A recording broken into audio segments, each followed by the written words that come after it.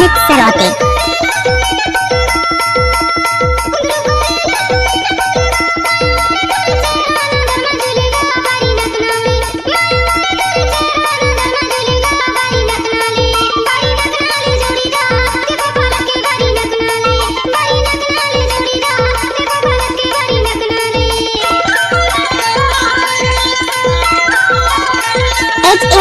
छोटू सिंदराम एक्सक्लूसिव।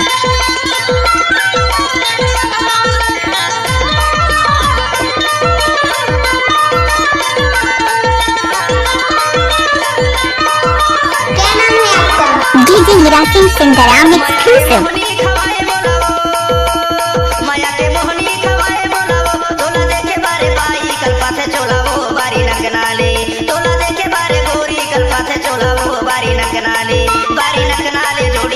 देखो पलक के बारी नकनाले, बारी नकनाले मेरा पान देखो पलक के बारी नकना।